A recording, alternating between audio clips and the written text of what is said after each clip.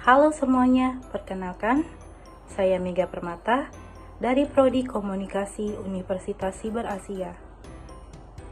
Di sini, saya akan melakukan presentasi untuk mengikuti ujian akhir semester mata kuliah Estetika Humanisme. Dan presentasi yang akan saya bahas pada hari ini adalah tentang emotional intelligence atau kecerdasan emosi. Mari kita bahas. Oke, yang pertama, kita akan membahas tentang pengertian emotional intelligence atau kecerdasan emosi. Apa sih yang dimaksud dengan emotional intelligence atau kecerdasan emosi? Ialah kemampuan seseorang untuk menerima, mengolah, menilai, serta mengontrol emosi yang ada pada diri sendiri dan orang lain di sekitarnya. Namun, ada pendapat dari beberapa para ahli, contohnya seperti pendapat dari Cooper dan Shawab tahun 1999 yang menjelaskan bahwa kecerdasan emosi adalah kemampuan merasakan, memahami, dan secara efektif menerapkan daya dan kepekaan emosi sebagai sumber informasi, koreksi, dan pengaruh manusiawi. Sedangkan menurut Goleman tahun 2009 yang mendefinisikan bahwa kecerdasan emosi adalah suatu kemampuan seseorang yang di dalamnya terdiri dari berbagai kemampuan untuk dapat memotivasi diri, bertahan menghadapi frustasi, mengendalikan impulsive need atau dorongan hati, tidak melebih-lebihkan kesenangan maupun kesedihan, mampu mengatur reactive need, menjaga agar bebas stres, tidak melumpuhkan kemampuan berpikir untuk berempati kepada orang lain, serta adanya prinsip berusaha sambil berdoa. Kemudian ada 5 indikator emotional intelligence atau kecerdasan emosi. Yang pertama, self-awareness atau kesadaran diri, yaitu kemampuan untuk mengenali emosi pribadi. Yang kedua, self-regulation atau pengaturan diri, yaitu kemampuan untuk mengatur dan mengelola emosi pribadi atau emosi diri sendiri. Yang ketiga, ada self-motivation atau memotivasi diri, yaitu kemampuan untuk memotivasi diri sendiri dalam melakukan atau mencapai sesuatu. Yang keempat, empati, yaitu kemampuan untuk mengenali dan memahami emosi orang lain dengan perspektif yang beragam. Yang kelima, ada social skill atau keterampilan sosial, yaitu kemampuan untuk membangun hubungan sosial yang baik dan positif dengan orang lain. Selanjutnya, kita akan membahas tentang peran penting emotional intelligence atau kecerdasan emosi.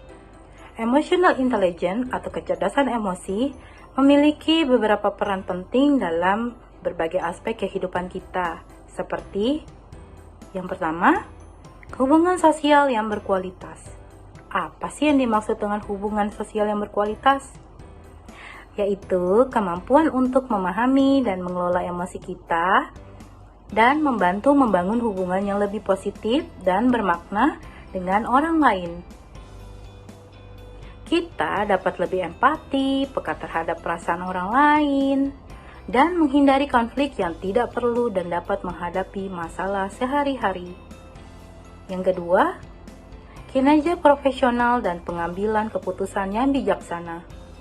Kecerdasan emosi berkontribusi pada kesuksesan profesional. Kemampuan ini beradaptasi dengan lingkungan kerja, pengelolaan emosi, berkomunikasi dengan baik, bekerja sama dengan tim, membantu dalam mencapai tujuan karir, dan dapat mengambil keputusan yang lebih baik dan bijaksana.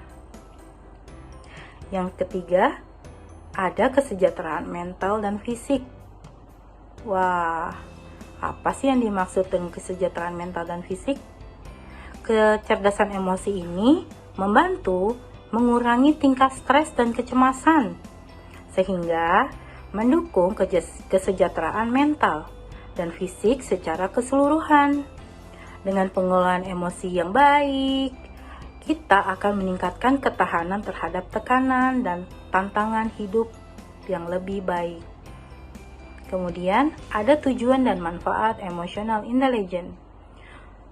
Tujuannya yakni mampu memahami emosi yang dirasakan oleh diri sendiri dan orang lain, yang mampu memilih tindakan yang tepat saat berinteraksi dengan orang lain sesuai emosi yang dirasakan dan juga sebaliknya. Kita pun dapat merasakan emosi yang orang lain tunjukkan kepada kita, agar tidak terjadi kesalahpahaman saat menerima dan menyampaikan emosi atau ekspresi yang ditunjukkan. Kemudian, ada beberapa manfaat dari emotional intelligence atau kecerdasan emosi. Yang pertama, dapat mengenali emosi diri seperti mengetahui kekuatan dan kelemahan yang ada pada diri sendiri dan bagaimana emosi tersebut mempengaruhi pikiran dan perilakunya. Yang kedua, yaitu dapat mengelola emosi dengan baik dengan mengontrol perasaan dan tindakannya dengan cara yang sehat, berkomitmen, mengambil inisiatif, serta dapat beradaptasi dengan keadaan yang berubah. Ada 4 jenis emotional intelligence. Yang pertama, IQ atau intellectual quotient, yang biasa disebut dengan kecerdasan intelektual. Kecerdasan ini merupakan kecerdasan kognitif atau aktivitas berpikir yang berkaitan dengan kemampuan mengingat, menganalisa, mengevaluasi, dan memecahkan masalah. Yang kedua, ada EQ, Emotional Quotient, atau kecerdasan emosional. Kecerdasan ini merupakan kecerdasan emosional yang menunjukkan karakter seseorang. Kecerdasan ini biasanya memiliki kemampuan untuk mengontrol emosi diri sendiri dan juga mengenali kepribadian seseorang. Yang ketiga, TQ atau Transcendental Quotient atau kecerdasan transendental. Kecerdasan ini adalah kecerdasan yang berkaitan erat dengan kehidupan sehari-hari atau keyakinan seseorang. Kecerdasan TQ memiliki kemampuan untuk memaknai kehidupannya dan juga memiliki tujuan hidup ke depan, khususnya dalam bidang agama. Yang keempat, ada SQ, Spiritual Quotient atau kecerdasan jiwa.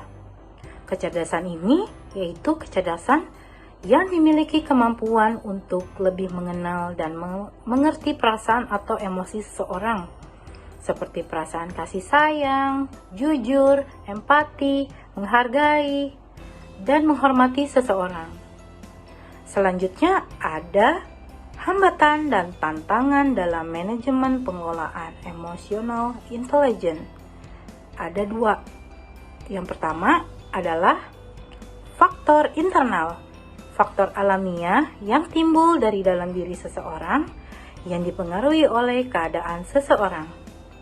Yang kedua, ada faktor eksternal, faktor yang datangnya dari luar diri seseorang yang dapat mengubah atau mempengaruhi sikap dari pengaruh luar yang sifatnya individual atau kelompok.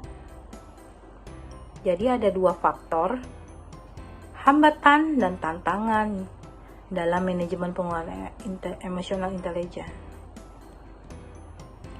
Oke, yang terakhir kita akan membahas tentang implementasi emotional intelligence dalam kehidupan sehari-hari. Yang pertama, implementasi kecerdasan emosi di lingkup kampus atau perguruan tinggi. Apabila mahasiswa diberikan sebuah tugas kelompok oleh dosen yang mengharuskan untuk mengerjakannya dengan orang lain atau secara bersama-sama, oleh karena itu, tidak menutup kemungkinan akan terjadinya konflik karena kesalahpahaman adanya perbedaan pemikiran tentang penerimaan dan penyampaian sebuah perasaan. Contohnya seperti ketika teman satu kelompok menunda pekerjaan tugas karena suatu alasan tertentu, mungkin saat itu kamu akan merasa emosi dan cemas karena deadline waktu yang diberikan hampir selesai. Maka apa yang perlu kamu lakukan? Yang perlu kamu lakukan adalah kamu harus menahan dan mengelola emosi dengan menenangkan diri sejenak untuk berpikir jernih agar tidak terjadinya pertengkaran.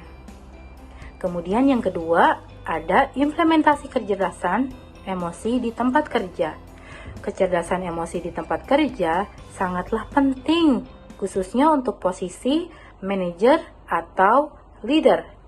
Karena seorang leader atau manajer atau manajemen perusahaan perlu memahami kecerdasan emosi untuk mengetahui bagaimana cara meningkatkan dan memahami diri para karyawannya.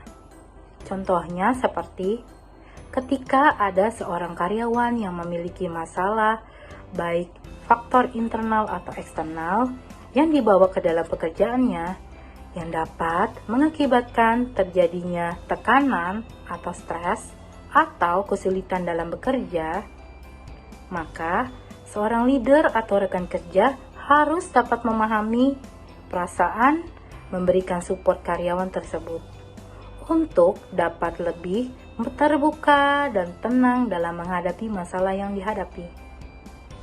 Sekian presentasi saya pada hari ini tentang emotional intelligence atau kecerdasan emosi.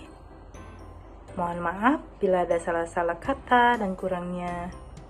Terima kasih dan sampai jumpa.